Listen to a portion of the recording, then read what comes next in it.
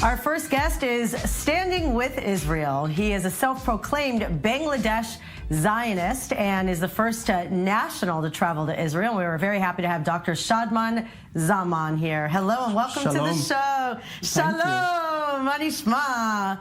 This is so great. You're such a fabulous role model, and I know you were saying that you came here like for the first time last year and you're already back. Where did this interest in Judaism and Israel come to be? So firstly, I want to thank the World Zionist Organization and Mr. Yaakov Hagoel for arranging this interview with you guys. Aww. And thank you for hosting me at your lovely studio, and also the Zionist Federation for this trip, the second time, my second time in Israel. So I come from Bangladesh. I'm a Bangladeshi national, Bangladeshi citizen. Right now I work in UK as a doctor. And coming from Bangladesh, a Muslim majority country where you are taught to hate Israel in the society, in the school, I was lucky enough, fortunate enough to be born in a well-connected, politically connected, powerful, and also, open-minded family where I had my grandfather, who was one of the earliest Bangladeshi Zionists. So you can say I'm just following up on him. And also a fun fact is that my great-grandfather, my mom's grandfather, served in the British military in Alexandria and Benghazi during the Second World War as a doctor. So I just think I'm working on the family footsteps. Wow. Yeah. It's really amazing. So, but I mean, you really put yourself out there in a way. You were saying like you started being interested in Judaism as a young boy. I started being interested in Zionism. I read the book A Case for Israel by Alan Dershowitz, thanks to my grandfather, who got the book smuggled in from Singapore at the age of 12. And you can say my induction to Zionism began at the age of 12. And then, right now I'm 25, so in 13 years I became a great Zionist, and my Zionism connected me to Judaism. And right now I'm converting to Judaism, Orthodox Judaism in London, under London Beddin. So also meeting Jewish people, meeting such great, amazing people from the Jewish community in London also really motivated me to convert to Judaism.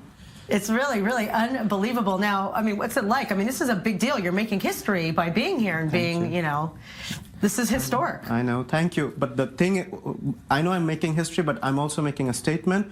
I want to use this platform to tell people from Bangladesh especially that Israel is a democratic country, a democratic state which provides equal rights to all of its citizens, which I saw in this trip, in my first trip, which provides equal rights to all of its citizens, irrespective of their religion, ethnicity, color.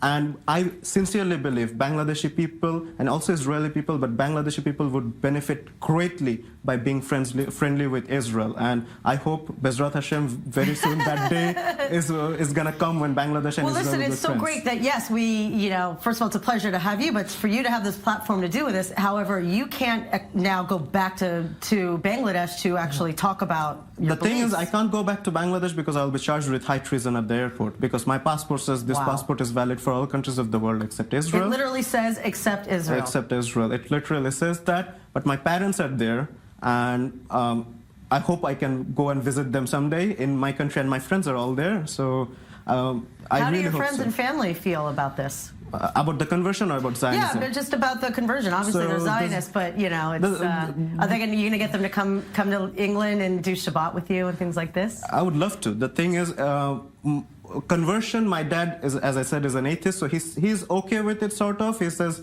you are 25, so it's your decision. My mom, who is a practicing Muslim, by the way, makes the ultimate sacrifice. She actually looks up Shabbat times in Google and actually calls me accordingly so that I don't get disturbed during Shabbat. What a woman! And actually, we were talking when I was at the Kotel this time that I was talking to my mom, and we were talking that, well, in 2-3 years' time, maybe, hopefully, I can bring my mom here legally, very normally, and she can pray at the Al-Aqsa Mosque or Temple Mount, and at the same time, I'll be praying at the Kotel. Well, listen, this is a very strong statement, and do you believe that through these types of efforts, we could find kind of a way to have, solutions and better understanding of our different cultures and religions? Of course. That is why I'm here, because only through talking and mixing together and I don't know the right word here, maybe dialogue. Yeah, we can actually know each other. We can actually know how similar it is. Like, I'm just gonna give you two examples. We come from Abraham. Yeah, we all come, but that's the religious example. The cultural, you know the word pita. Pita means bread.